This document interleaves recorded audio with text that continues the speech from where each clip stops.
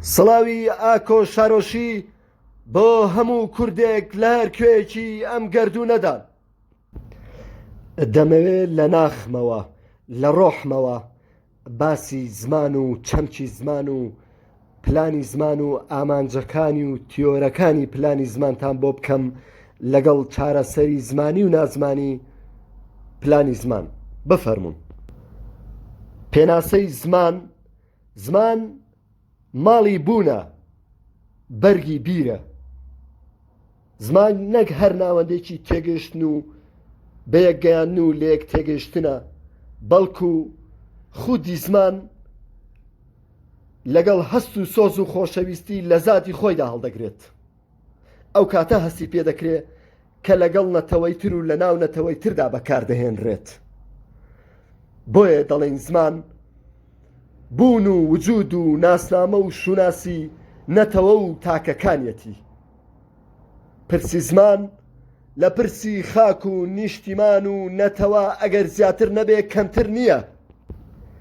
ئەی چەمکی زمانی فەرمی، یاخود با بڵێم شێوەزاری فەرمی چییە؟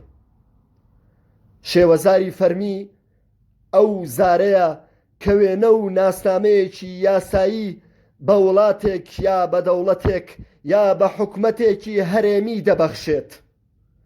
ئەم جۆرە زارە لە کۆمەلگای تاک زمانیدا بە زمانی نەتەوە ئەژمارەکرێ، بەڵام لە کۆمەلگای جووت زمانیدا و لە کۆمەلگای فرە زمانیدا بە زمانی نیشتیمانی ئەژمارەکرێت. وێڕای ئەوەش زاری فەرمی زمانێکی کارگێڕیە لە پەرلەمان و دادگا و خوێندن و سلکی پەروەردەدا. ئەم زمانە پەیوەستە بە پرسە سیاسەکانی سەروەری و ناسۆنیالیزمی کەلتوریەوە. ئایا حکوومەتی کوردی پێویستی بازارێکی فەرمی هەیە؟ ئاکۆ شارۆشی دەڵێ بەڵێ بەڵێ بەڵێ. با چارەسەری نازمانەوانی لە چەند خاڵێکدا کورد بکەینەوە. یەکەم، کتێبە ئاینیەکان. دووەم، دەسەڵاتی سیاسی، کە دەسەڵاتی سیاسی بەوپەڕی هەستی بەرپرسیارەتیەوە درێخینەکە لەو ئەرکەی بە فەرمیکردنی زارێک لە زارەکانی زمانی کوردی لە بواری نووسیندا، چونکە زمانی ئاخاوتن و زمانی دایک نابن بە زاری فەرمی، بەڵکو تەنها زمانی نووسین و خوێندن و دام و دەستگا حکومیەکان دەبێت بە زاری فەرمی. ئەگینا هاوڵاتیان لە ئاخاوتن و ژیانی ڕۆژانەیاندا بە زمانی زارەکی و شەفەوی ئازادن لەوەی بە چ زارێ قسە دەکەن. سێم، چارەسەری نازمانی کۆڕی زانیاری وڵاتە کە لە وڵاتی خۆماندا لە هەرێمی کوردستاندا ئەکادیمای کوردیمان هەیە کە چەندین زمان ناس و زمان زانی تێدایە کە پێویستە قۆڵی مەردانەی لێ هەڵماڵن و زانست بکەنە چەکی بەرگری لە زمانی میلەتی کوردمان. چوارەم، چارەسەری نازمانی ڕۆشنبیرانی وڵاتن. ڕۆشنبیرە ڕەسەنەکان، نەگەڵ ڕۆشنبیرانەی بە مادە خۆیان فرۆشتووە، حاشا من الحضور. دوا چارەسەری نازمانی هەوڵی ڕێزمان نووسانی کووردە. ئەو ڕێزمان نووسە کووردە ئەکادیمی و زانستانەی کە شارەزان لە ڕووی ئەکادیمیەوە، نەک تەنها و ڕێزمان نووسانەی کە تەنها بۆ بەرزکردنەوەی ناونیشانی زانستی خۆیان توێژینەوە ئەنووسن و توێژینەوەکانان لە دیوی دەواازەی زانکۆ تێناپەڕێنن. ئەی چەمکی پلانی زمان چییە؟ پلانی زمان هەوڵێکی سیاسی ڕاست و دروستە بەوەی هەبوونی ڕەوشێکی سیاسی کۆمەڵایەتی دروست دەبێت و هەوڵەدات ڕەوشی زمان لە هەرێم بگۆڕێت. پرۆسەی پلانی زمان چالاکیەکی حکمی و فەرمیە بۆ هەڵبژاردن بۆ پەرەپێدانی زمانێکی کارگێڕی یەکگرتوو. ئەم هەوڵەش هەردوو شێوازی زمان بەنووسین و ئاخاوتن دەگرێتە خۆی. دوو جۆر پلانی زمانمان هەیە: پلانی پایە لە ئاستی دەسەڵاتی سیاسیدا و پلانی دەستە جەمعی لە ئاستی کۆمەلگای کوردیدا. بەر لەوەی باسی پلانی زمان بکەین، با باسی ئامانجەکانی پلانی زمان بکەین کە لە چەند خاڵێکدا کورتی دەکەینەوە. خاڵی یەکەم پاکردنەوەی زمان لە وشە و دەستەواژەی بیانی. دوو، ریفۆرم و چاکسازی زمان، چاکردنی زمان لە ڕووی ڕێنووس و ڕێزمانەوە. سێ، ستانداردکردن و بەفەرمیکردنی زمان. چوار، بڵاوکردنەوەی زمان لەسەر ئاستی دەرەوەی چوارچێوەی کۆمەلگای زمانەوانی کوردی. پێنج، بە بۆوەردێنرەکردنی لێکسیکی زمانەوانی، داهێنانی وشەی نوێ یان واتای نوێ بەخشین بە وشە کۆنەکان. خاڵی شەشەم، یەکگرتووکردنی زاراوەیی و یەکێتی زاراوەیی. خاڵی حەوت، سادەکردنی شێوازی نووسین و ئاخاوتن. خاڵی هەشتەم، پاراستنی زمان. باباسی چوار ئایدۆلۆژیای جیاوازی پلانی زمانتان بۆ بکەم. یەکەم، ئایدۆلۆژیای توانەوەی زمانەوانی. بە گوێرەی ئەم ئایدۆلۆژیا و تیۆرە دەبێت تاکەکانی کۆمەلگا بەبێ جیاوازی لە ڕەگەز و زمان و ئاین، زمانی سەردەستە، زمانی دەسەڵات فێر بن و هەر بەو زمانە بنووسن. هەرەو زمانەش دەبێتە زمانی فەرمی و زمانی نووسراوە فەرمیەکانی دام و دەستگا حکومەکان.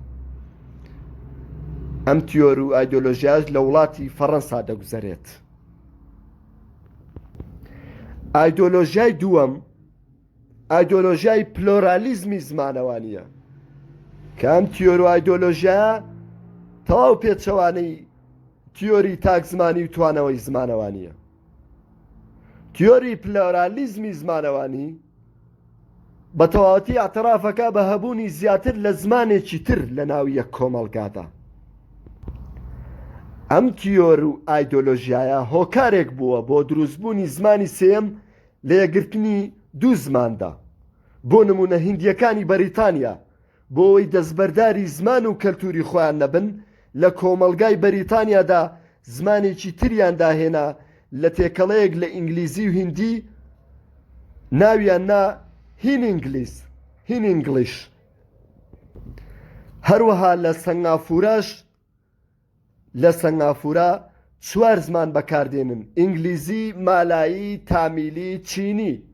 هیچ یەکێک لەو زمانانە بە تەنیا زمانی نیشتیمانی نییە لەوێ، بەڵکو ئەوەی زمانی نیشتیمانیە زمانێکی لێکدراوە لە ئینگلیزی و زمانی سەنگافوری کە بە ناوی زمانی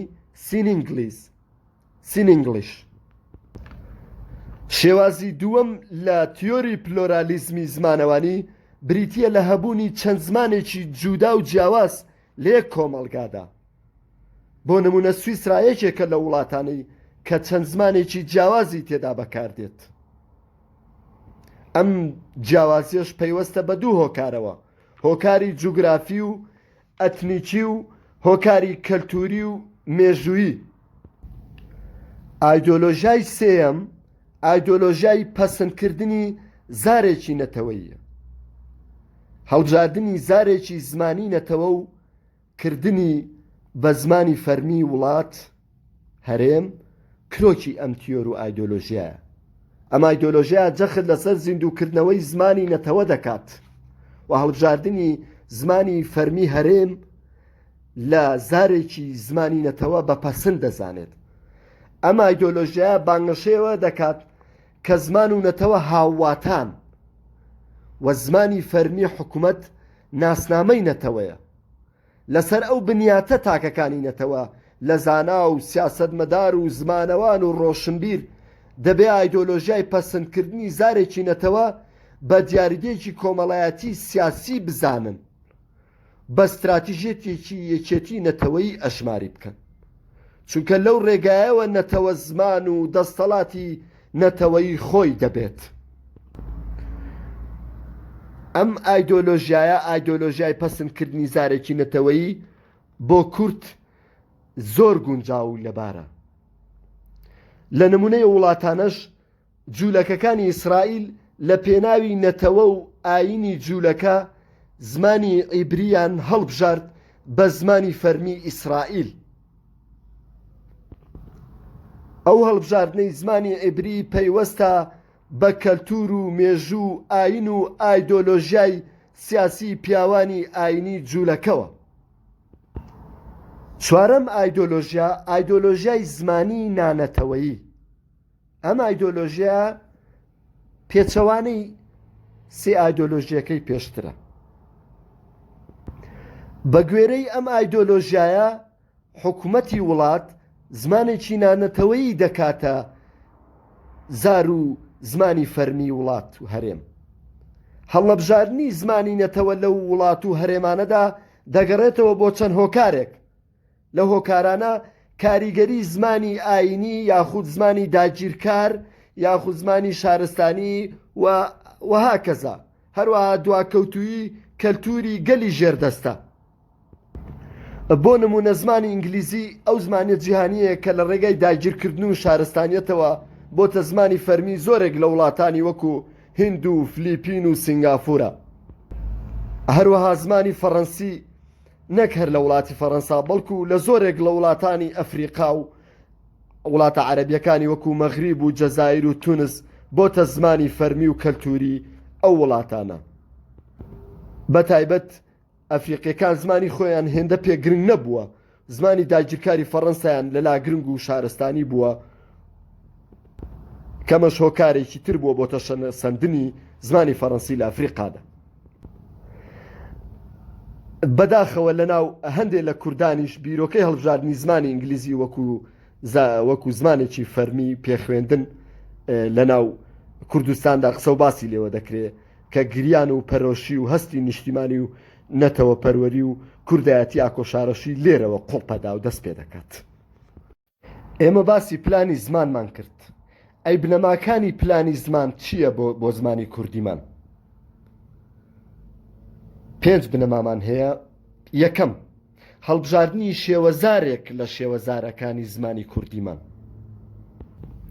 بەڵام ئەم هەڵبژاردننی شێوەزارە بەڕای ئاکۆشارۆشی هەڵبژاردننی شێوەزارێک بێت کە هەگبە و گەوهرێکی دەوڵەمەندی چەند ساڵە بێت تا ئێستاش، وەکو شێوەزاری کرمانجی ناوەڕاست کە هەر لە میرنشینی بابانەوە و ئێستای حکوومەتی هەرێمی کوردستانیشی لەگەڵدا بێت. بنەمای دووەم، بە کۆتکردنی شێوەزاری هەڵبژێرراو. ئەم بە کۆتکردنە لە ڕێی ڕێزمان و ڕێنووسەوە. بنەمای سێەم، فراوانکردن و پەرەپێدانی بوارەکانی بەکارهێنانی شێوەزاری هەڵبژێرراو. شێوەزاری هەڵبژێرراو پەرەی پێ بدرێت، توێژینەوەی لەسەر بکرێت و زارەکانی ترکە هەڵ نەبژێراون هێور بکرێنەوە و لە ڕووی ئاخاوتنەوە ئەوانیش ئازاد بن لە پێرەپێدان بە زمانی خۆیان و هەروەها لە ئەدەبی زارێکیشدا هەموو شێوەزارەکان ئازاد بن.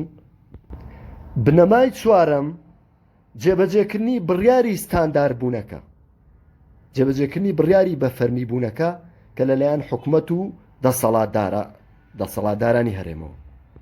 بنەمای پێنجەم و کۆتایی، پەسەندکردنی جەماوەری یاخود بڵین پەسەندکردن لەلایەن خەڵکەوە، لەلایەن کۆمەڵانی خەڵکی کوردستانەوە.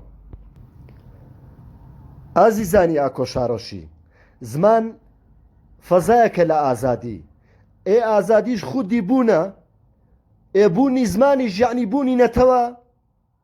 دە تێبگەن ئەی هاوار، دڵنیام ئێوە زۆر ئاستان زۆر لەوە بەرزترە کە لە گرنگی زمان تێگەن.